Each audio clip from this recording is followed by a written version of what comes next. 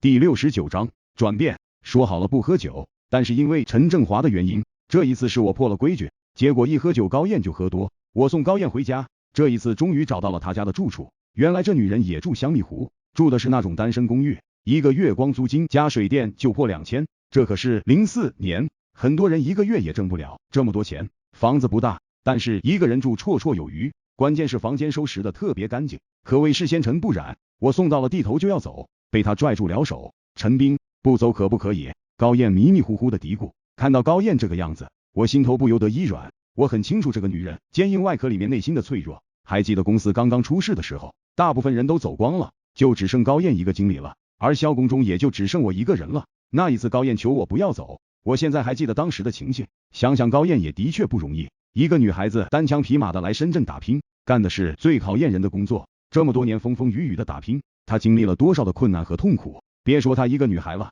就算我堂堂大男子汉进入博越公司之后，都不知多少次痛哭流涕。深圳太难了，南漂太难了，在这个欲望翻滚、内卷疯狂的城市，要混口饭吃尚且千难万难，更何况要实现自己的梦想。我说，高燕，你好好休息，我陪着你，不走。高燕笑了，将头靠过来，深深的埋在了我的怀里，一双手将我环抱住，眼睛闭上，似乎特别的沉醉。我抱着她，不知为什么，我内心没有一丁点那方面的欲望，我觉得自己的心中特别的安静。我们相拥着在沙发上，都迷迷糊糊的，竟然睡着了。不知过了多久，我的电话响了，我把手机摸在手中接听。陈斌，你在哪里？我操，老马，半夜3更打什么电话啊？有什么事儿不能白天联系吗？马从敬道，我来深圳了，你这个商务经理应该随叫随到。我现在在香蜜湖兰桂坊，出来陪我喝一杯。我挂了电话，觉得脑子特别不清晰，去高燕家的卫生间洗了一把脸出来，看到高燕竟然也醒了，这女人也没开灯，就那样在黑夜中直愣愣的坐着，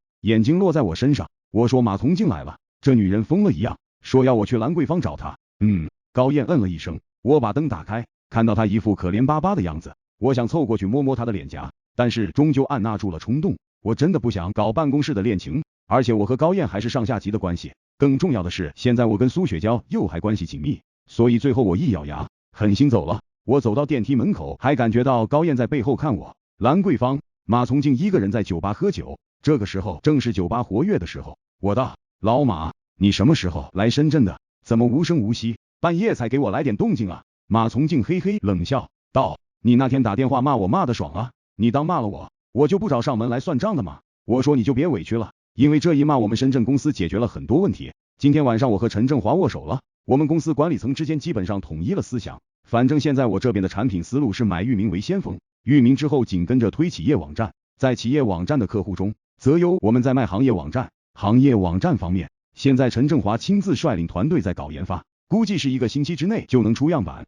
到时候我们行业网站的模板出来之后，可以猛推。我相信深圳公司通过一个创新产品，完全可以翻过身来。马从敬道，深圳公司成立了这么多年，我们拥有很广泛的客户基础，这些客户都在我们的客户系统里面，你要利用好这些老客户资源。现在上高那边肯定在利用这些资源，他们是铺开了在打仗，真的勇猛凶狠，很不好对付。马从敬找我碰了一下杯，讲他今天一路的经历。他早上从广州出发去中山，在中山分公司开会之后到佛山，在佛山开会开到9点多，本来他房都开好了，但是想了想又连夜的奔赴深圳来了。他跟我讲，现在整个华南的局面都很焦灼，博越公司都落在了下风，所以他的压力很大。深圳这一边他白天不愿意露面，因为现在马从敬最大的优势就是上高，这一边还不知道他会怎么打，他不能轻易的暴露自己的战术意图。商场如战场，直接的竞争对手往往都是斗智斗勇非常厉害的，而且现在马从敬从人员到资源都处于下风，逆风开船难度很大啊。我说，老马，要不你干脆调动1点资源给我们深圳公司，其他的地方难打，我们深圳反而好打，因为其他的分公司患得患失，我们深圳分公司狗屁都没有了，反正我光脚的不怕穿鞋的。然后我跟他把挑衅温小兵的事情说了一番，马从敬给了我一个赞赏的眼神，你算是孺子可教，我的那点本事你学到了，我觉得你既然挑衅了，那你回头还要再加一把火，你要不断的跟丁子沟通，要找他刷存在感。女人啊，是很复杂的动物，你要搞清她的习性，对症下药，那样可以财色兼收。哈哈，老马哈哈大笑，我觉得他笑得很猥琐，但是他这个提法也给了我灵感。我想对付温小兵和孙红英，不能搞一锤子买卖，这2个人完全可以作为我的长期的工具人，我就把这2个人立成叛徒的人设，然后利用这个人设来鼓舞士气。我有了这个念头，心中就想，现在我的身份发生变化了，不是当初干业务员那个时候了。干业务员的时候，我纯粹愣头青一个，初生牛犊不怕虎，不管你是什么级别的业务员，